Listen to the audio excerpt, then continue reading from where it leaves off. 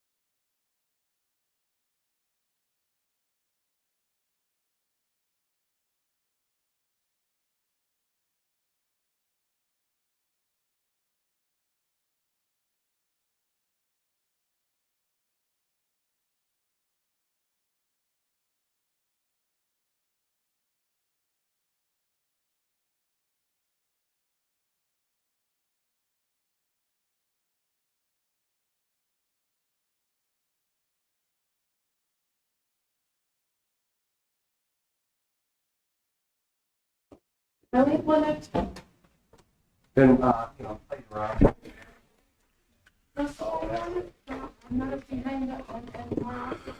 Good morning, everyone, and welcome to the April 21st, 2023 meeting of the Pima County Election Integrity Commission. Commissioner Atkins, would you lead us in the Pledge of Allegiance, please?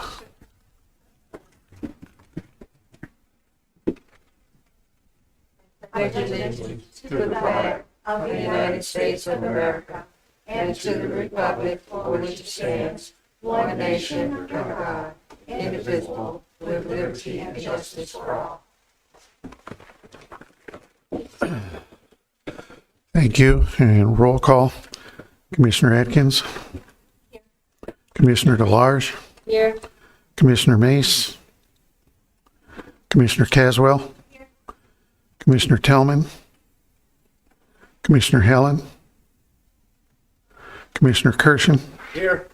Commissioner Beresny? Here. And the chair is here. We do have a quorum. Commissioner Tellman's son is visiting from Seattle. She won't be here.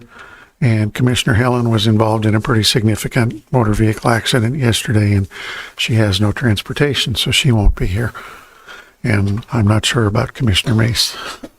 So, call to the public. Is there anybody that wishes to address the commission? I'm like 90%, 95% prepared here. I just dropped all this stuff. Thank you. Yeah, just real quick, my name is Tim Locks. I just want to continue from last time. The recorder's office uses their own homegrown software for emergency and early voting. That software is not certified. And I have had interaction with Michael Trulson over there. I guess he's their information officer. And it's not certified. And of course, in the elections manual, it's pretty clear that it needs to be certified. And they keep steering me in different directions. So I really would like the county recorder to address this specifically because it uses a different database than the e-poll books. They use the database here in Tucson, and they're doing that through a Wi-Fi connection. The early voting shuts down at 5 o'clock, I believe, 6 o'clock. We were unable to set up at the precinct I was working on at, which was the Pasqua Wellness Center. So, I'm just kind of looking for some clarification on that. Why it is not certified and what gives them the right to think that they are, that they have a waiver for this. We don't know what that software does. And I'd also like an update on what they're doing to clean up the voter rolls. And that's pretty much it. Thank you. Thank you. Is there anyone else that would like to address the commissioners? Seeing none. Approval of the March 17th, 2023 meeting summaries. Anybody have any additions, deletions, or corrections to the summaries as they were presented? Hearing none, they stand approved as presented. Item 5A, election updated, provided by Director Hargrove to include re-precincting vote center locations and upgrade of software and hardware. Director Hargrove, the floor is yours. Good morning. Thank you, Chair Bickle. As far as the re-precincting goes, we're still in the process. We're still working on it. We should have something by the next meeting to present. And update on software and hardware. So met with the Secretary of State yesterday, and they have found their last person for the committee to be able to certify the voting equipment updates. And so that should be happening, we hope, soon. But we don't know. They don't have a timeline yet, but they do have a full committee now. And vote center locations, we're still working on those. And when we get to the quarterly update, I'll talk a little bit more about the vote centers that I was looking at that may be problematic for the general election next year. Thank you, and pardon my interruption. That was your 3 minutes expiring. Does anybody have any questions for Director Hargrove? I do, Chair Bickle. Your microphone, turn on your microphone, please. Your microphone. That's right. Okay. Good morning. Good morning, Ms. Hargrove. Nice report. So I wanted to know on page 2, you're talking about a poll worker work group? That's a different agenda item. Pardon me? Are you speaking about the first quarter report that I provided? Oh, is that the next item? That is, Oh, it's okay. down, it's another agenda item. Oh, okay. Oh, we're talking 5A. My apologies. No worries. Any other? Commissioner Caswell? Yes, thank you, Mrs. Hargrove. I was wondering, as we're looking at these vote centers, what type of problematic vote centers, and do you know about how many you're reviewing? So again, I will address that when we get to the first quarter report, because I did actually list several in there that I was looking at. Thank you. Anything else? Seeing nothing. Flow chart of the electoral process. Again, Director Hargrove. Yes, Chair Bickle. So in the last meeting, Commissioner Berezny asked about charting the electoral process. And so this was what Chair Bickle alluded to when he said he thought that something existed already. So this is a revised version of the original one that actually was done somewhere around 2008. So this one has been revised, and of course it needs to be updated again. But, I thought that maybe you could use this as a starting point, look at it and work with the work group and fine tune it as you see fit.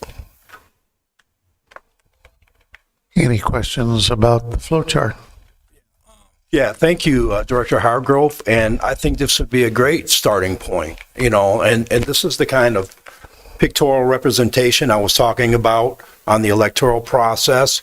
I mean, this flow chart here gives a lot of meat for actually casting the vote, but it doesn't encompass the entire electoral process because you still got the voter registration database, you still got the certification, you still got the canvassing and the certification by the Board of Supervisors.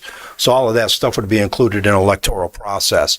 But this would be a good base starting point, and we could use this as a model for the rest of it for those actions that have to go on either side. So I definitely concur with that, Ms. Hargrove. Anything else? I would like to reiterate again, the voter registration process, I understand it's part of the electoral process, but it's something we have no control over. This commission has no authority over the recorder's office. You're welcome to include it as part of the process, but I would like to make it distinct delineation where the recorder's piece of the electoral process stops and the elections department process begins, because the recorder's office, even though they participate and they participate willingly, I will tell you, having been on this commission for 8 years, our relationship with the recorder's office has not always been as harmonious as it currently is. So you're welcome to work on that area, but understand that we have no authority over the recorder's office as far as that piece of the electoral process is concerned. Noted. Any other comments or questions? Status update. No, the Elections Department 2023 first quarter report. Again, Director Hargrove, and now Commissioner Berezny. Yes. I don't know, Commissioner Berezny, would you like to ask your question so that as I go through the report, I can respond to it? Sure. You want me to ask my question first? Sure. Okay, so on page 2, the poll worker work group, has that been assembled yet, or because it says sometime in April, I believe. Yeah, the work group will begin meeting in April. Thank you. I'm actually heading that up. Okay. I'm Jeremy. I'm the deputy director.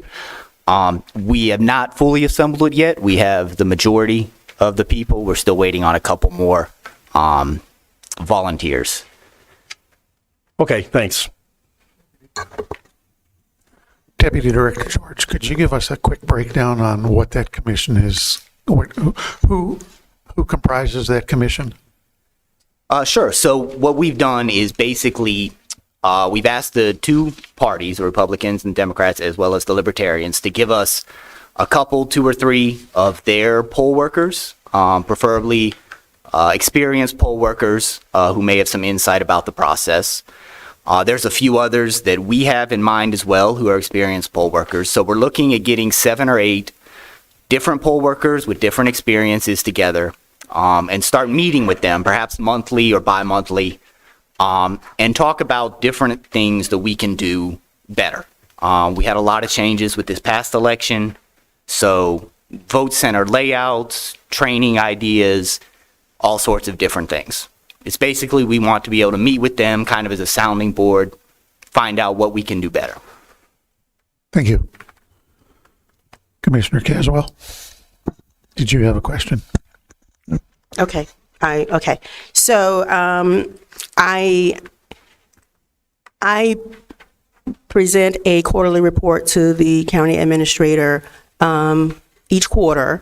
It will be this year, so I began doing that based on the priorities that I set for the department, this year. And so this was the first report that came from those priorities that I set. And of course, one of the main questions was always, how much did it cost? No one really asked about efficiency. That wasn't really a big question, but efficiency is always a question in my mind and an issue for me. And so in the second paragraph, and I'll just kind of read that, the report relies heavily on voter turnout and the amount of equipment supplied to each vote center. The critical decision points are the number of check-ins on the electronic poll book per hour, the size of the facility, and the number of voting booths available to voters. And that kind of speaks to some of the challenges of the vote centers that I looked at. These are critical decision points because they speak not only to the efficiency of the vote center, but also to the time consideration of voters. Adding or removing equipment changes the flow of voters and the time each voter waits in one or more lines. Most studies focus on the wait time from arriving at the polling place to checking in and receiving a ballot. However, studies do not consider the bottleneck inside the polling place as voters wait to mark their ballots, and this report addresses that. So I went through, I looked at that, how many people were showing up per hour at each vote center. There were some vote centers that were checking in 100 voters per hour or more, and they had to go somewhere. So typically in those vote centers, the standard had been to send 15 regular voting booths and one accessible voting booth. If you have 100 people being checked in an hour, you know that we have people now standing in line waiting to mark their ballot. So I looked at that situation, trying to figure out how to resolve that, looked at the size of the vote centers to see if they could accommodate more equipment, more voting booths, and if so, that solves some of the problem, and we can send more equipment, we can send more voting booths. If the facility is too small, then I need to look at either adding another facility that's nearby to, or somewhere where there is a gap where voters had to drive a long distance to get to a vote center, and provide another vote center that's closer to them to alleviate some of the pressure from the vote centers that were heavily used during the general election. So those are some of the things that I looked at, that we're still looking at. We're talking to facilities to see if they will have us. Schools are not as welcoming these days to have us as vote centers, so may have to be creative in finding additional locations if we need them. We don't need them in all of these locations in the report that I have. So, cost savings. From the election side, there wasn't a lot of cost savings on our side because there were different things that we had to do to change the process. We had to add, of course, more people to operate poll books if there were more than 2 poll books, and we added more judges to make sure that we had equitable distribution of different parties in the vote center overseeing the process, so to make sure that that could be done. Even with that, in August, we did have a cost savings with poll workers. However, the large cost that we had was on ballots, because we provided additional ballots as backup, printed ballots as backups to the vote centers for both August and the general election in November, which is not sustainable. So the recommendation for that, of course, and I think you've heard this before, is to add additional express voting machines in these vote centers so that if they need a backup, they can then use the express vote as opposed to printing over 1 million ballots to send to vote centers on election day. So we will see a significant cost savings as we go into the next year and without printing all of these ballots. So there will be a cost savings, even though we didn't see much of one this year.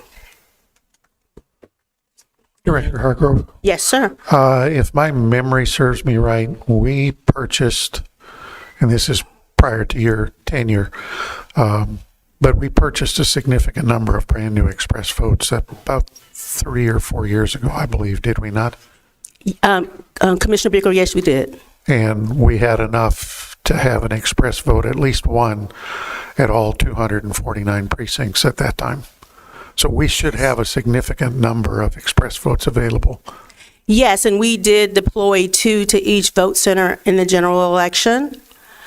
So what we're doing is, because of course the presidential may be a little heavier, we want to make sure that we can accommodate any vote center that has issues on election day. So there may be a few vote centers that get 3 express votes. So we are ordering some additional express votes to cover that, if approved by the budget, in the budget. Okay, thank you. And of course, the cost of the locations, as I looked at the different counties that provided letters and information on where they saved money, locations was a savings for them. However, it wasn't really a savings for us because as we changed locations, we also needed more space. So more square footage, more dollars. And so it didn't really save us any money, because we gave up locations because we had to find locations that were larger. And several of those locations are in hotels, and I think you guys know how much they charge for large ballrooms. And so that's a significant cost. As we go forward, not before the general election next year, but as we go forward, I would hope to look at more county facilities or facilities that will allow us to use their facilities for free. So not charge anything for that. Okay, so as I evaluated the vote centers, kind of skipping along here.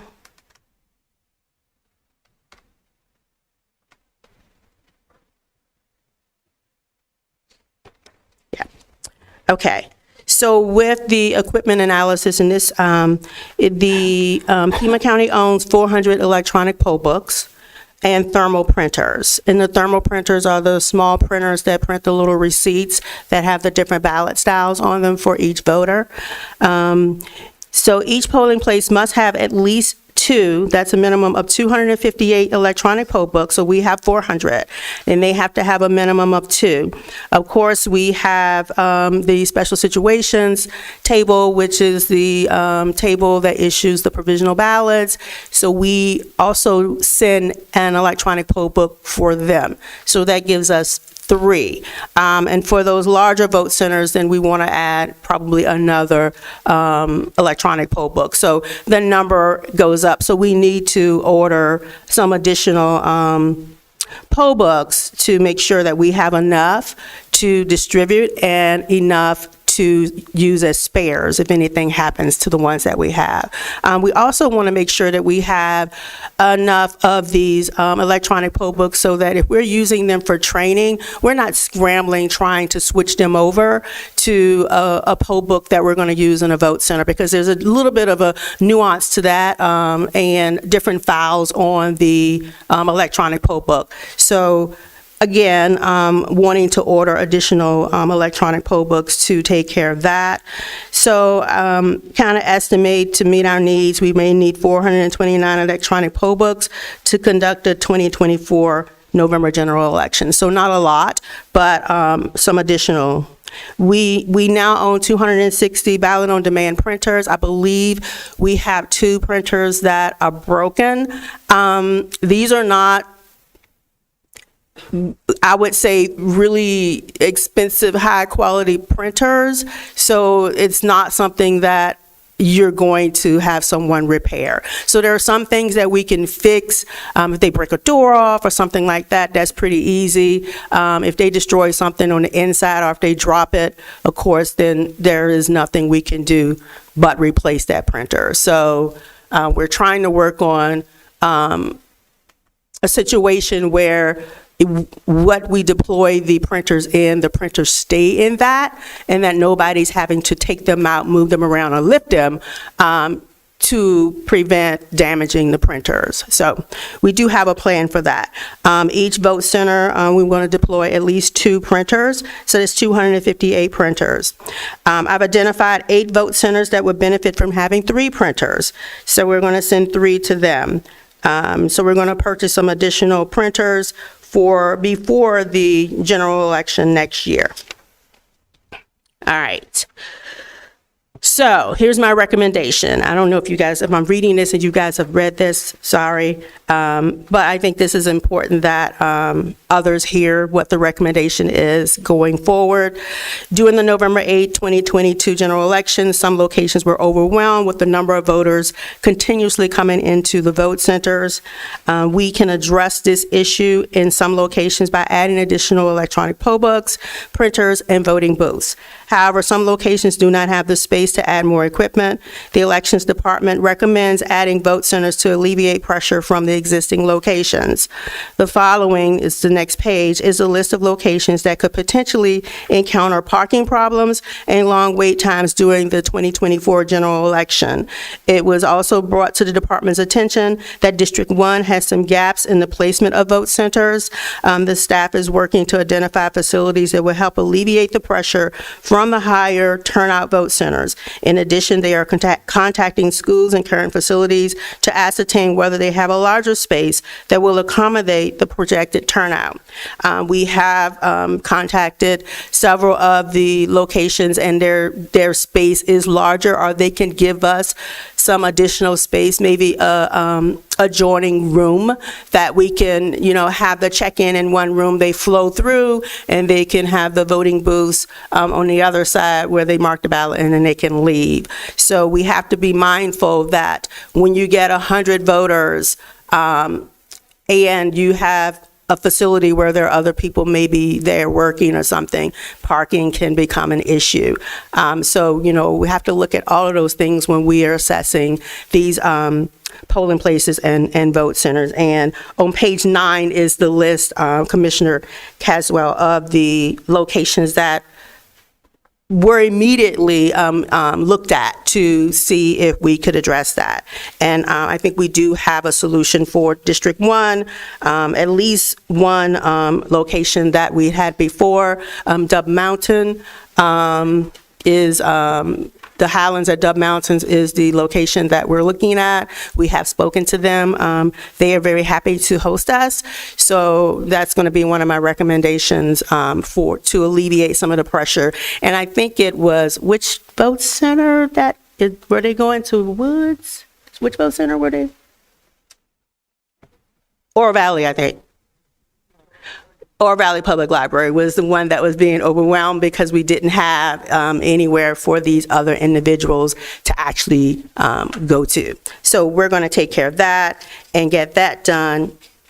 And then the last pages are just numbers that show which precincts went to each vote center. So there are a lot of pages on the back. That's what they are. So each one of these precincts actually went to a particular vote center.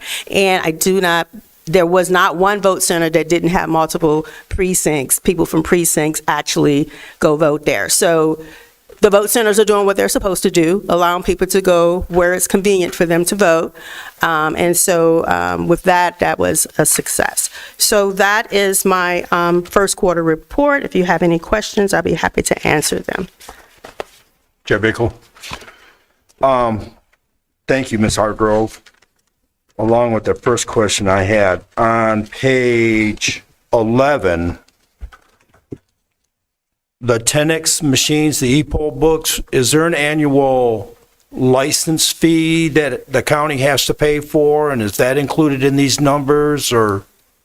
Commissioner Beresny, yes, it is. It is the Election Precinct Central software license and support. That includes the licensing for you guys doing the poll books?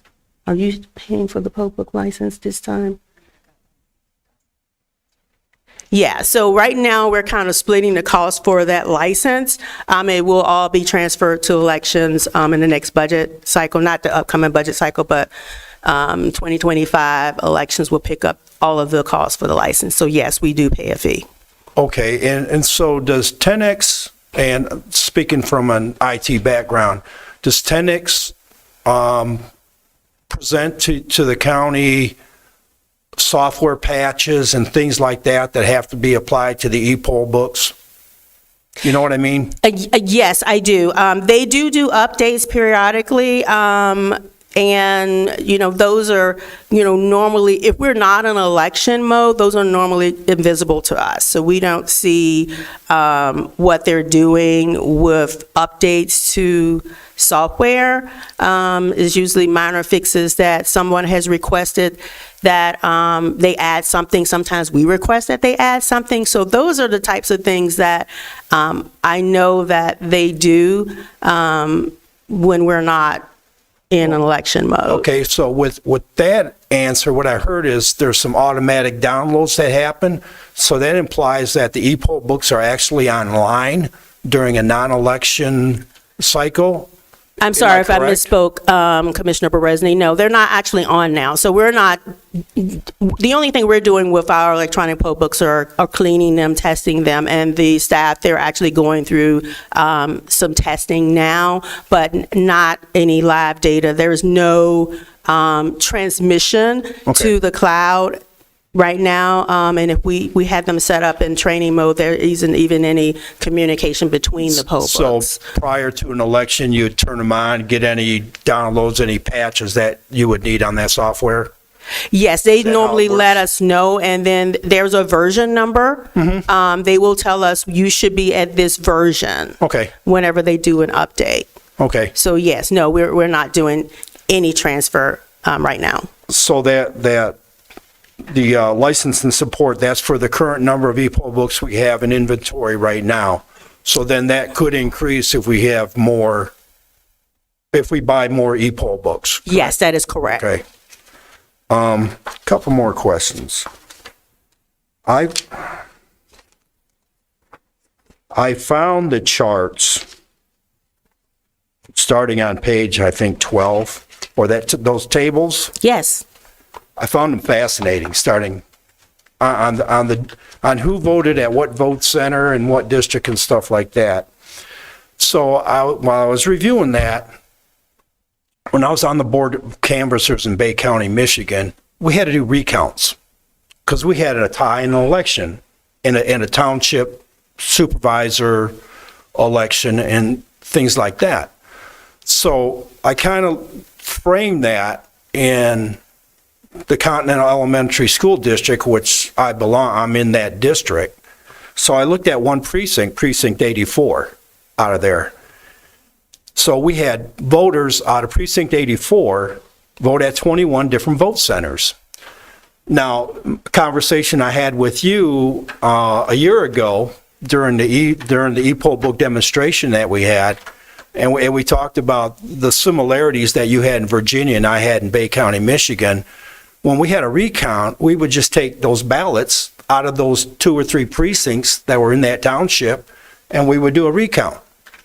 So are these ballots, when they come in from a vote center, are then they just contained in a box or a packet or whatever the term that we use together? And so if I have to look at a recount for the Continental Elementary School District, and Precinct 84 had 21 different vote centers, how do we collect those ballots to do a recount?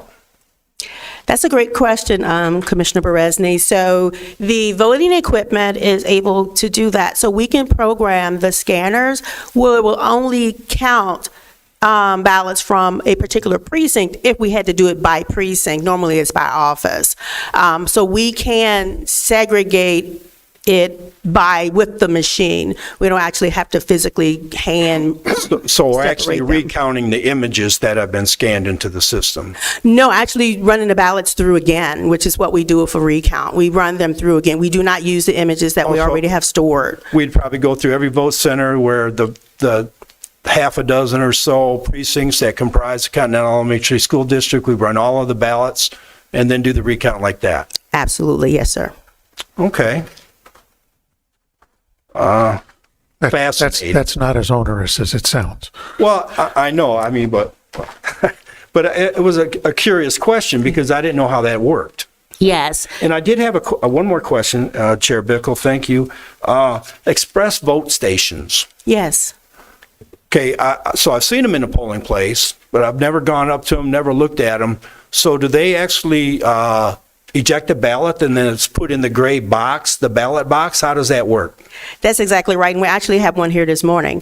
Okay. So, yeah, I don't think we brought any ballots, but yes, so the poll worker selects the precinct for the voter. The voter then marks their ballot. It prints out, it's a different shape, it's like a long skinny piece of paper, a ballot card, and yes, that ballot card goes into the same ballot box as the other ballots, the regular size ballots. So that card is tabulated differently than It is not. That card is tabulated the same way. through the tabulation equipment that we have for the regular ballots? Yes, sir. Really? Okay. It's just curiosity. Thank you, ma'am. You're welcome. Thank you. Any other questions? Commissioner Caswell. Bickle, and thank you, Ms. Hargrove. I have a question regarding the vote centers that were looked at, because my vote center happened to be moved from the Legion to Cottonwood Elementary School. We really had a very low traffic. I'm sure you can see that by the analytics. And so there were other more visible polling centers in my location. They were not sending their overflow to my location. And also then south of the freeway and heading east towards Mescal, there is a lack of voting centers that way. And the most accessible, known to a lot of the community there, is either Sycamore Elementary School, Copper Ridge, and or the American Legion. Now, during the primary, the Legion wasn't available due to reconstruction and remodeling. My question is that are you looking at the voting centers that did not have traffic that may be eliminated so we can better situate a different voting center that would actually alleviate traffic at the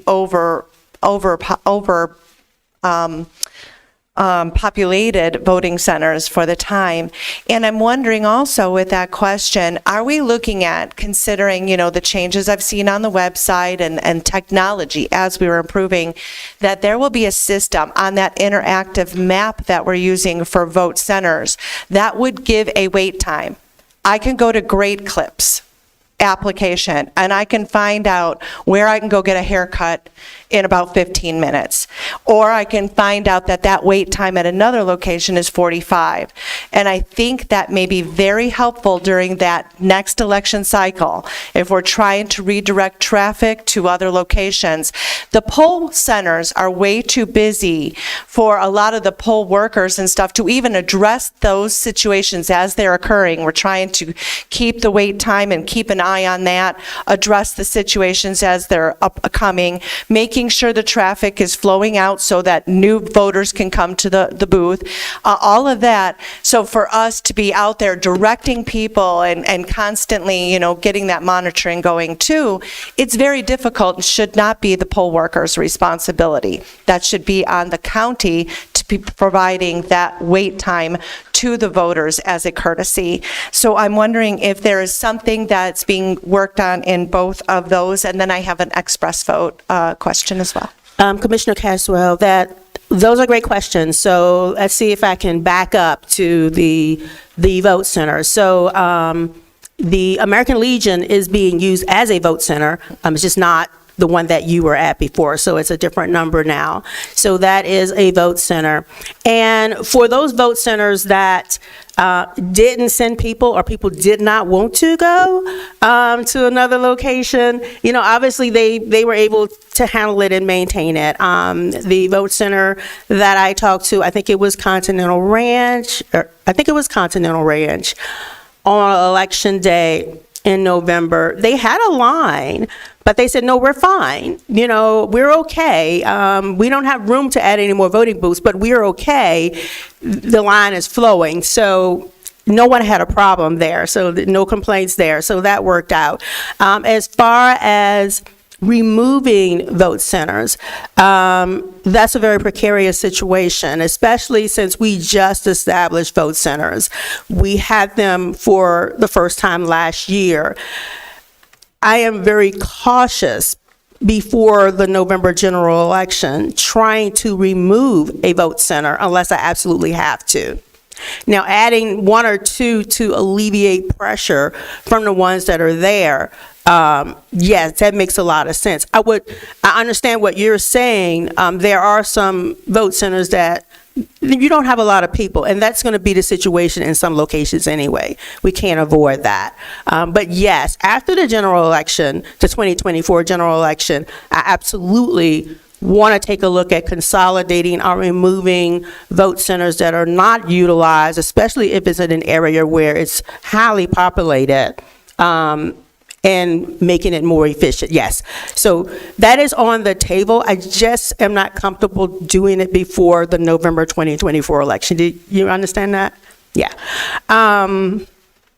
And okay, so what was your other question? What was it? About how we the can wait direct time. traffic to maybe mitigate that problem now. Oh, yes. So the wait time. So yes. So we have, there is a tool that the vote centers can use. It's fairly easy. So we didn't do it for last year because they already had to learn so much that it would have been overload. So we just did not do it. There is a way they would print a ticket. They just go to the screen, print a ticket, wait time, give it to someone to give it to the last person in line. When that last person gets up there, they scan it. Then we have a tool that we can put on the website that updates that information and provides, you know, the wait time. Now, will it be as current, as up to date as somebody there all day long sending information? No, it will not be. And then we were also discussing there may be another way to do it as well. But there is a tool. I do intend to use it. I will introduce it in the PPE so that they're comfortable with it by the general election. And they can go out there, they can see wait times, and as well as the public can go out there and see how many people have actually turned out at a vote center. So yes, to that question. Thank you. Thank you very much. I know in the primary in my location, it wasn't a polling center, so it was an added voting center. So now I guess now that it's been added, it is going to be a permanent voting center. As the Legion was removed for the primary, it was always a voting center and added back in now as one. So I understand the semantics of that. My issue with that was during the primary, I had an overflow of workers. I had workers sitting on the couch because I couldn't engage them to do anything. And, you know, some of them being younger really didn't even participate. I mean, I had to actually get them off the couches or whatever and stop napping because voters are coming in and I'm in one room because it's a school library. You know, we tried to separate that so the voting public didn't see too many people sitting on the sidelines. It felt odd and it felt like a waste of taxpayer dollars. So I also want to just make sure that that is something we look at in the future. And thank you for the explanation. Now on the express votes machines, we've utilized those for many years. But as a voting center inspector, I'll tell you it's one of the least operated machines in the vote center. Not only are inspectors and poll workers and during training pretty much scared to operate the machine, they're also afraid to open those extra paper ballots. especially when we had such a number of them at each voting center this year. So I have a concern that we're moving away from a paper ballot system and that we're moving into more electronic tabulation and more electronic machines. Now, the problem with the express vote machine is we were given an ADA compliant table, and some locations don't have the tabling I had available to me in a library, which is a lot more sturdy wood and furniture than a folding table. And when we have handicapped people leaning and so forth on those wobbly tables, we've always tried to place those on one of those more secure tables. So my concern is, it will be addressed later when I bring up the voting centers, is where those express machines are going to be placed in that voting center. Are we going to be using that Franklin table? Because I am worried about the security and safety of the person utilizing the equipment as well as the equipment itself because of that situation. It's reasonable to understand that. But one of the other things is that an express vote machine is not a very easy item for most poll workers, and it's not easy for most voters, especially when, we're looking at the express vote machine as an ADA. We take more time to help those voters, assist those voters typically. So I do I expect that if that is our backup system, then we will have a backup of weight, because we're going to have more time at those express votes. And we won't have a paper ballot system as well. So I want that to be considered in that, and I'll address the space in the voting booth itself, but I'm looking at that as a concern. Like as the printers, picking that equipment up, moving it around, but much less the people utilizing it within our community have needs, canes, walkers and things, and they also take up extra space to have the proper space for them to mitigate around the whole workstation. So I have a concern about that as well. I also have a concern about the paper, because, a lot of the vote center people did not even understand that paper. It seemed like it was the very least addressed item in any of the training was the express vote machine and how to utilize that, how to guide a voter through that. And we have some young people in my voting center that are really quick on the draw, so they're much better at operating the equipment, setting up the equipment, but that definitely needs to be, if that's going to be a component of the next voting process, we need to make sure that we're addressing that training, and it needs to be its own separate item to be addressed with poll workers and observers and so forth. So that was my concern on the express vote machine, but I'll ask the question on the space with the voting booths. Do you have any concerns about those issues, like what they're going to be placed on as far as security of that? Because the printers themselves should be probably put on a rolling cart, just like the crates are, that they're brought in and it never has to be moved from that item. That is like AV equipment back in the old school days when we used to watch a presentation in class. So those would be my suggestions to look at as a voting center inspector. Thank you. Yes, thank you for all of the insight. And so just to go back to the first part where you said you feel like we're moving away from a paper environment to an electronic, absolutely not.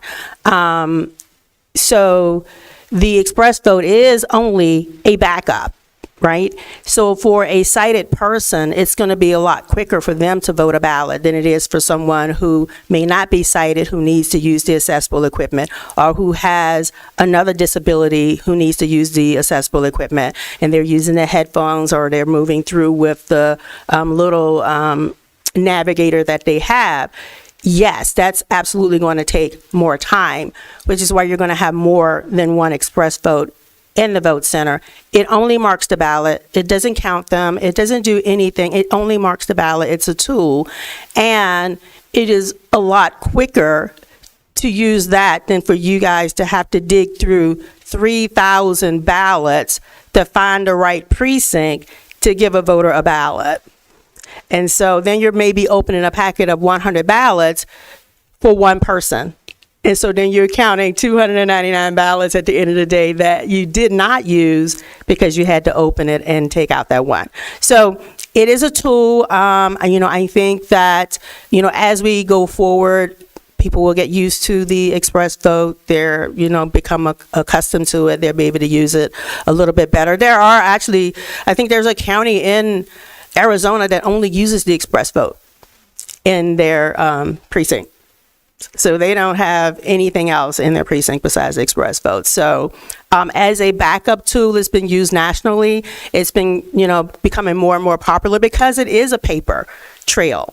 Not so much because it is electronic, but because it is a paper trail and that you're not having to print so many ballots, and then you could just utilize that. There are other ways for poll workers to be able to pull that ballot up, but that's a whole nother budget issue. So once we deal with that, we'll get through the 2024 election. We'll get people used to it. I do agree that there needs to be more training on the express vote. That is actually in the works.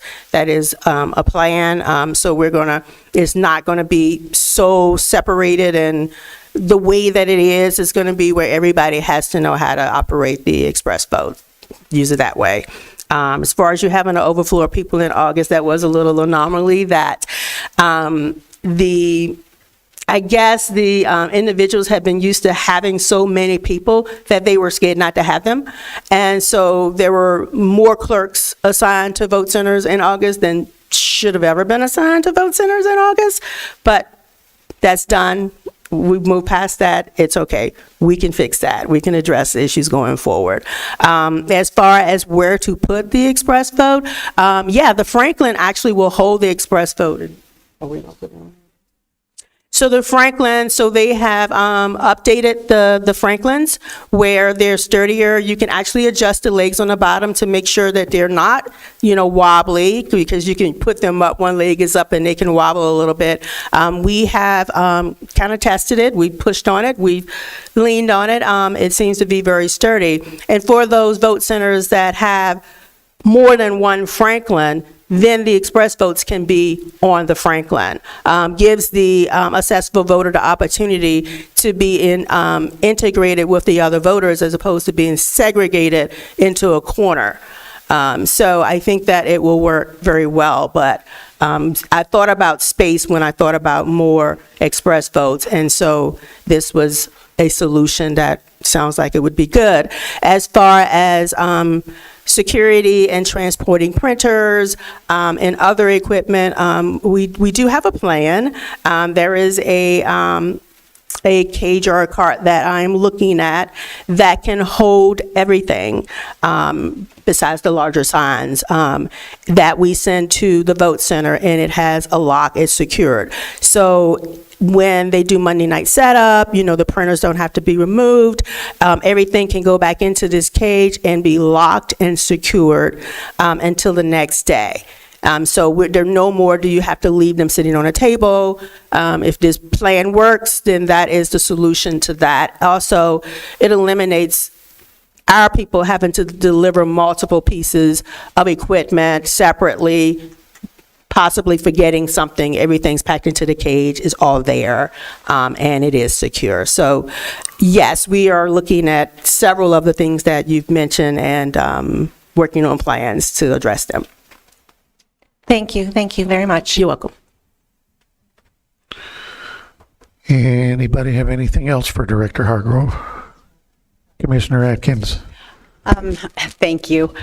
So I think just to alleviate some worry, just playing around, I was at the specials table at Oro Valley, and we found the online tool to mark time, It was super easy to use.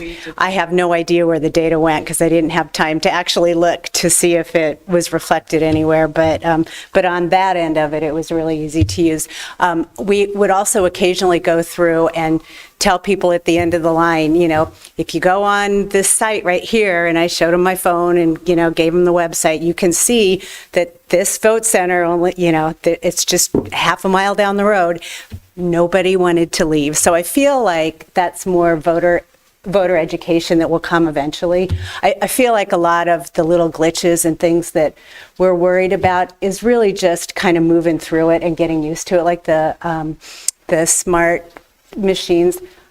You do that 2 times and you know how to do it after that, you know? So I feel like it's just kind of moving through it to make it better and easier to use. So that's just my comment. Thank you. Yeah, and the only other comment I'd like to make in that, so people understand, the express vote machines are not new to the county. We've been using them for years. It's just that when we did polling place voting, they kind of sat in the corner because they were there as an ADA compliant mechanism and seldom got used. Now that we're bringing them up to the table with everything else, it's going to be a little bit of a learning curve, but I think, as Commissioner Atkins said, now that we don't have to use them, but probably will use them more often than we have in the past, familiarity with the express votes will become easier to deal with. Okay, next item on the agenda, status update on the EIC annual report. Vanessa and Deputy Director George and Director Hargrove and I met with Mark Evans from the Pima County Communications team. We provided him with all of our raw data, for lack of a better term, and he is in the process of putting together a report that will be submitted as a draft at the May meeting. I will say this is the most support I've had in a number of years. I think it's wonderful. The other thing, almost 50% of the commissioners that are on the commission today weren't on the commission last year. So while you may not agree with some of the content, it's what we did. And I'd like to move this one forward to the Board of Supervisors as expeditiously as possible. So we'll try and get it out to you for your purview about a week prior to the May meeting, and as a favor, minimize your nitpickiness, because it is what it is. So discussion and proposed changes to the EIC bylaws. Commissioner Beresny. Okay, so last month, thank you, Chair Bickle. So last month I made a couple proposed changes. First, thank you to Vanessa for forwarding to all the commissioners the updated bylaws that you found from 2021. Appreciate it. Good to see that they're around. So I dropped one of the 2 proposed changes. The first one, in Article 2, the Pima County, and then Pima County Code, and then add when developed and approved. The second one, once again, is just defining what the electoral process is. I use some basic internationally known standard definitions from business process development and IT service management methodology. So I would ask to include these 2 changes into the bylaws. Director Hargrove, I believe we ran these proposed changes by the county attorney, did we not? Chair Bickle, that is correct, and the county attorney advised that these particular amendments that we're asking for are not appropriate to be added to the bylaws. The recommendation is that we have a separate procedural document that we develop.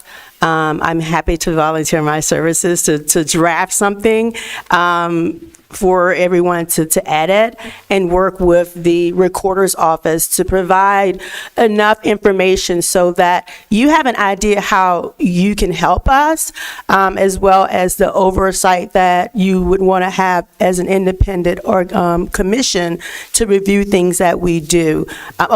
As far as elections, as far as the recorder's office, that's voluntary if they provide that information to us, right? But I think that may be the best course of action, because I don't disagree that there seems to be a lack of guidance and information for the commissioners as they come onto the commission.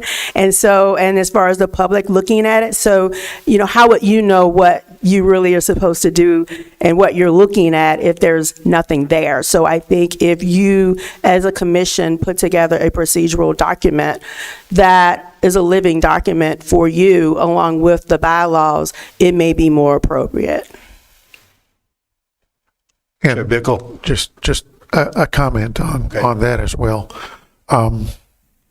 Bylaws tend to be very cumbersome to amend. And putting something like you're talking about where changes may be frequent based on changes that occur in the electoral process, changes whether we like them or not that come out of Phoenix, much easier to amend or change that kind of a document than it is to amend the bylaws on an ongoing, continuous basis. Okay, so from what I heard you said, Director Hargrove, so the ad hoc committee that was commissioned last month would be an opportune place to put that definition of the electoral process right up front. Commissioner Berezny, absolutely. I think that sounds like a good idea. That would be correct. If that would be your guiding focus, your overarching focus, then yes, absolutely. Right, because so then we'd have the bylaws, but then we could always point to this electoral process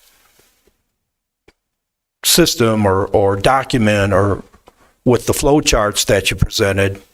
Yeah, that could be an appropriate place for this too. So I concur. So I'll remove this from the agenda if you don't mind. Make a motion to remove. So noted. And I don't believe it requires in a second, Okay. since there was never a motion made to adopt them. I'll ask to remove it from the agenda then. Okay. Chair Bickle, Director Hargrove. so in addition, Commissioner Berezny, I did go through the administrative procedures. I did find 3-17, which speaks to the Board of Supervisors oversight over elections, and it has a process and procedures. We're in the process of updating this for the county administrator. So if you were looking for this, it is there.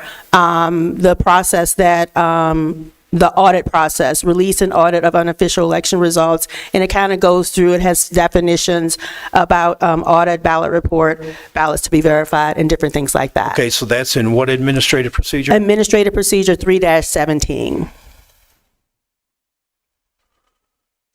The other question that came up as far as bylaws is concerned, and I believe it's in Article 1, and with the new website, I was unable to find anything about the EIC this morning before I came in. But there is reference made to the resolution that created this commission. There is no such animal. The clerk of the board has looked for it. Elections has looked for it. Nobody has found anything like that. So I will put forth a formal recommendation at next month's meeting that we remove that verbiage from the bylaws, because this commission was established by an act of the board, period. Yeah, in July 1st, 2008. Of 2008, yeah, there is no resolution per se, although that's stated in the bylaws the way they're currently written. We'll clean that piece of it up. There's no sense referring to a document that doesn't exist. Thank you, Ms. Hargrove. Be looking forward to those administrative changes.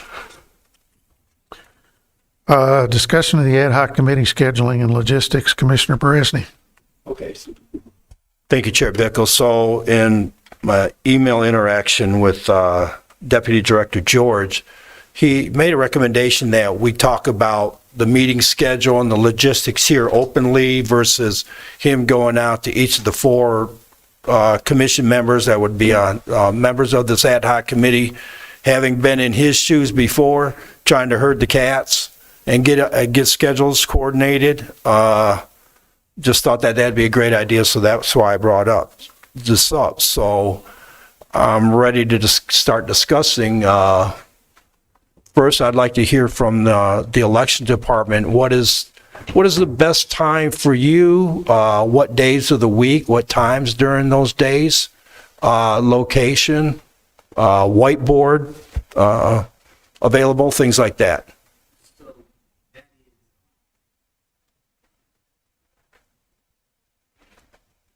Can you hear me? Yeah. Okay. So there is actually another room in this building that we could use.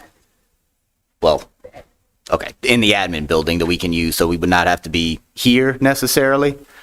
Right. As far as the schedule goes, for me, that can vary a lot. I don't know how frequently this committee would want to meet. I do know that it would have to follow essentially all of the rules that the regular EIC follows. So, Well, I would suggest right now starting at least once a month. okay. I can tell you from my personal schedule that my Mondays and Fridays are the best for me. Tuesday, Wednesday, and Thursday are usually pretty busy on my. Those days typically are good for me too. I don't know about the rest of the Okay. committee. But right now, Mondays are not good for me because I'm in physical therapy Okay. on Mondays and Thursdays. So Fridays would be okay with you? Yes. Okay, and then Commissioner Hellman's not here, so.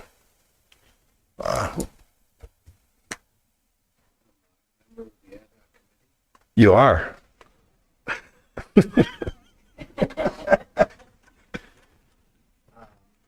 Friday's better for me. Okay, so I would suggest then that, let me look at a calendar here. So in 2 weeks would be May 5th. And I'm available anytime during that day.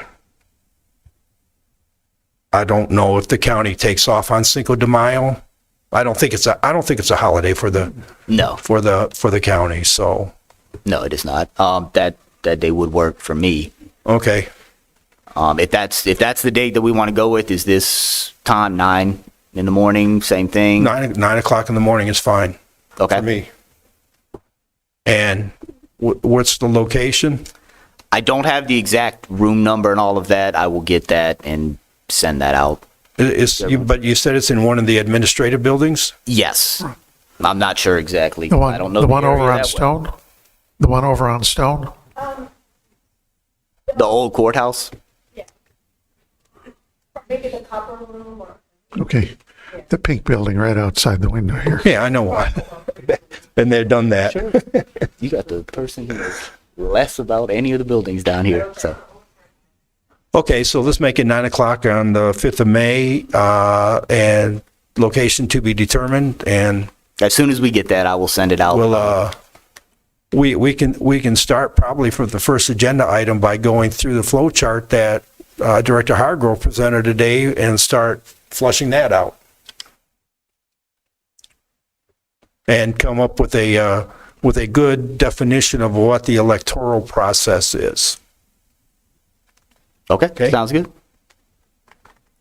Okay. The process for that, and just to reiterate, it would operate essentially the same way as Okay. the EIC. So I would need to get, and I'll be communicating with you just like Vanessa does for the regular meeting, to make sure we get all the agenda items in. It'll have to be posted on the website, same way. Okay, thank you. Thank you, Chair Bickle. You're welcome. Next item on the agenda is to continue discussion, clarification of the Pima County Code, I think we've already done that, unless you've got something else you want to bring up. Well, it was just interesting because you look at Board of Supervisors policies and you look at the administrative policies for the county, and Title 20, and both of them have elections, and there's nothing there. So I guess the question is, Does there need to be something there? Is there going to be something there? Was your answer earlier a definitive answer on the county doesn't have the, so maybe we should just eliminate that in the first place? Commissioner Berezny, I cannot speak to that. I don't know if it should be there, or it probably doesn't need to be there. In the actual county code, it's listed, elections is listed, but there's a reference to the Arizona Revised Statute. So basically, they're deferring to the statutes to run elections. So Right. I'm not sure why Section 20 or Chapter Yeah. 20 is there. Okay. I can't speak to that. So, yeah, and like I think we discussed last month, there's a lot of stuff in the Arizona Revised Statutes that doesn't even apply to Pima County, so you've got to do a lot of digging, to find what's applicable. So that's my only concern, but is it possible for you to talk to Administrator Lesher and to get some feedback on that to see what needs to be done or not needs to be done? Yes, and you said, was it Chapter 20, did you say? Yeah, Of the Chapter Board of- 20 of the, so in administrative procedures or policies, and the Board of Supervisor policies and administration policies, so when I saw it on the website about a month and a half ago, I don't know if it's titled or Chapter 20, it stated elections, but there was nothing there. Okay, I'll check and I will speak with Okay, County Administrator Lesher. thank you. You're welcome. Okay, next item on the agenda, discussion of procedures and removal of individuals from the Pima County voter registration database. And again, Deputy Recorder Heiser, surprised to see you here this morning. I thought you were going to be busy. Thank you, Chair Bickle. Yes, no, I do have quite a jam-packed schedule, but for the EIC, I was able to move some things around, but I will be quickly indisposed of at court for the next couple of days. So, And since this deals mostly with the county recorder's office rather than the elections department, would you like to speak to the issue of removing people from the voter registration rolls? I'm happy to speak to that issue. I would like a little bit of clarification as to what specific questions you would like answered. Okay. Commissioner Beresny? Yep. So what prompted me to put this on the agenda was an article on April 7th, the April 7th edition of the Green Valley News. And so we had a PC, or a voter in Precinct 84 that had gone through and had actually did some research, worked with the recorder's office about getting dead people off of the voter rolls. And, and I think the recorder's office has accepted this process. This lady did a lot of research, went in a lot of different areas, kind of got it consolidated. So just want to appreciate, and in the article, it states Pima County Recorder Gabriella Casares Kelly. Excuse me if I mispronounced her name. People have a hard time with Bresney too the first few times. Said via email that their office is committing to maintaining clean voter rolls. And so I just applaud the recorder's office for that commitment. And in light of what you said earlier, Chair Bickle, the Republican Party will look forward to working with the recorder's office on that commitment. Thank you. There were a couple of issues raised that have come up in other ways. People that have multiple properties register to vote at one and live at another. Is that legal? Or do you have to register to vote where you actually live as opposed to a piece of property that you may own that sits unoccupied, but you could sleep there if you wanted to, but don't? Thank you, Chair Bickle. Thank you, Commissioner Beresny. Those instances are few and far between as far as our office knows of. But the way the statute is written is that when you register to vote, you are affirming on the voter registration form that the information on there is true and accurate. And so when you put down the registration, where you are going to your primary residence, we are taking you at your word that that is where you are living, and that is where you will be voting in that precinct or within that jurisdiction, whichever legislative district that is. Now, whether or not someone registers and says I'm at this particular address, but is really living at another address that they have, that there's no real way for us to determine whether or not they're doing that. We're taking the form as is, as we receive it, and we're putting it into the system.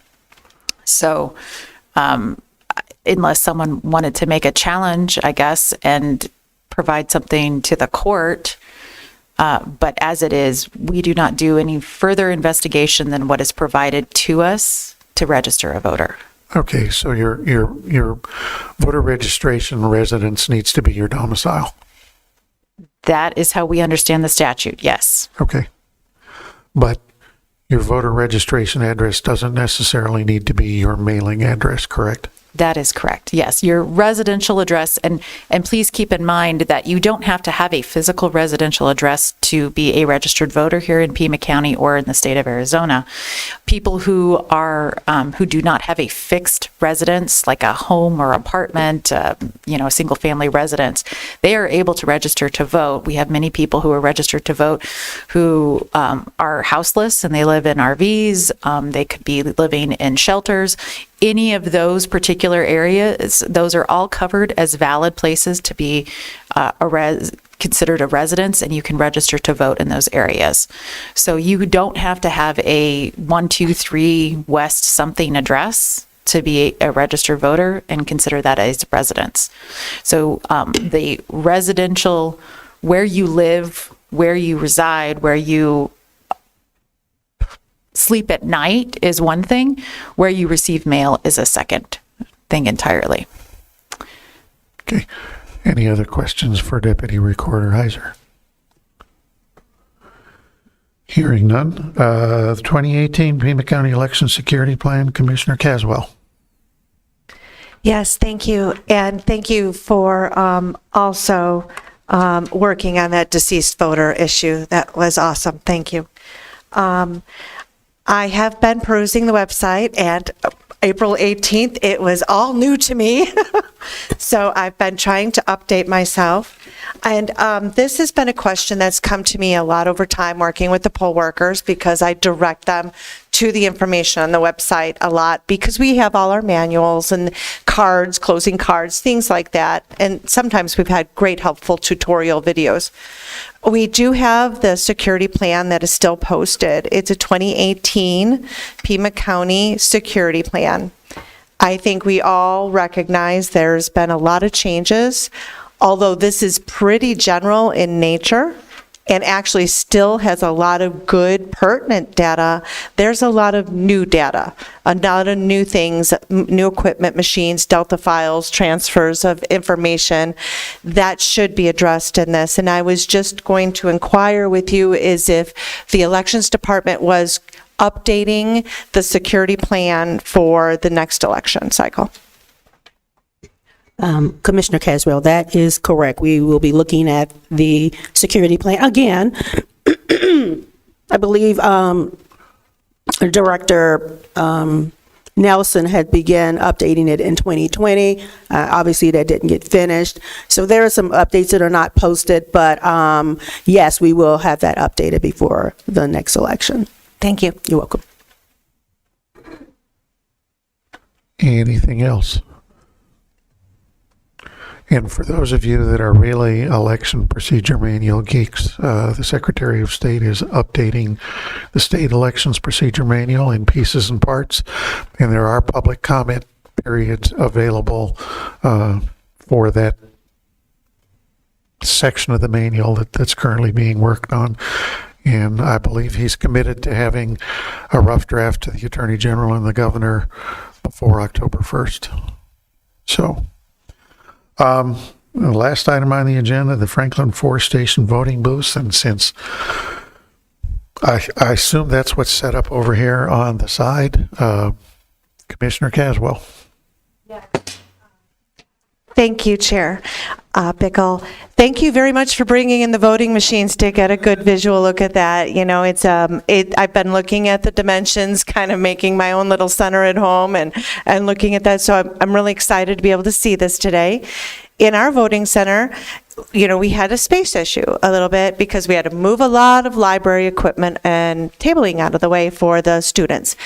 And so we actually took some of those old rickety vote centers, and we made our own kind of Franklin booth. So I just want to give you my observation, and I'm going to take some time to go and inspect the booths today, so thank you for bringing them.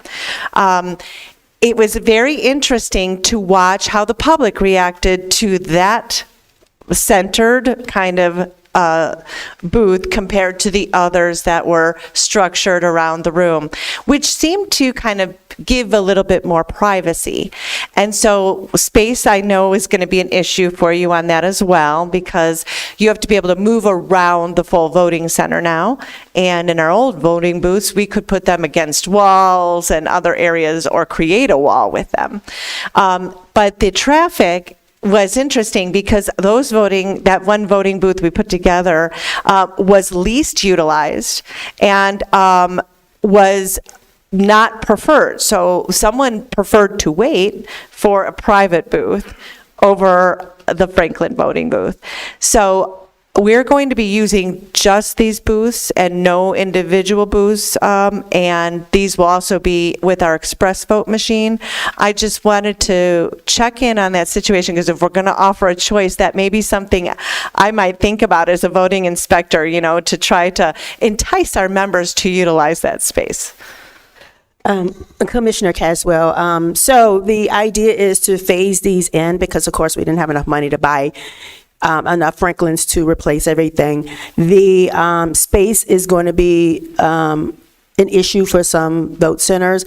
So we have the Franklin, which is the daddy, and we have the Frankie, which is the son.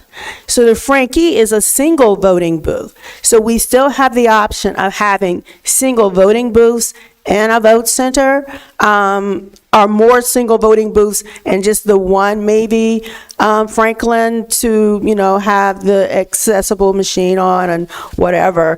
But yeah, I think once people get used to it, because the sides are higher with the Franklin, as you can see, it's not like the ones that you put together. The sides are higher.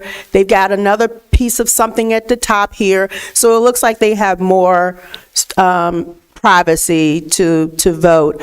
I've used these before in Virginia, not the Franklins, but there was a different model, and they were fine with them. So, of course, if you don't give them any other options, that's all they have to use. But for the PPE, we will not have enough to totally get rid of the other 35-year-old voting booths that we have, but we will phase these in so people will get the opportunity to see them and to use them. I think they're going to like them once they see them. I think you all as poll workers will like them because they're easier to set up. So you're not, you know, putting the legs in, flipping it over, the legs fall out again.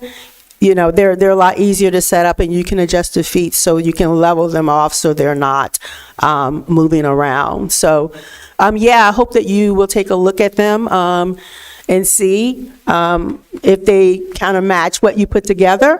But I think these are new. They've been working on them and making them better year after year. And I think this is the best one that I've seen from them. So, yeah. Thank you, Chairman. Anybody else have any comments on the Franklin 4 voting booth? That is the last item on the agenda, and rather than shuffle down and get all you guys up here to look at them and tell us, and then shuffle back, I'll move on and we'll look at those after adjournment. Future agenda items. Does anybody have anything that they'd like to put on the agenda right now? And I notice nobody's bashful about doing it in between meetings, so if you do have future agenda items between now and the next meeting, please get a hold of Vanessa and we'll get them put on the agenda along with all the supporting paperwork. And hopefully we'll be able to find something on the website before the next meeting. I know Jeremy said we're under boards and commissions now, but I didn't see us. I saw the zoning commission. I saw a lot of other people, but I didn't see the election integrity commission. So, and I understand it's a work in progress, so we'll deal with it. Next meeting date is scheduled to be May 19th of 2023. Does anybody have any problems that they know of now? Okay. Anything else that needs to come before this commission? Hearing none, is there a motion to adjourn? We have a motion to adjourn. I'm assuming there's no objection. This commission stands adjourned. And whoever the instructor is or the teacher on the Franklin voting booths will come down and look at, because I've never seen them before, because I don't go to a vote center.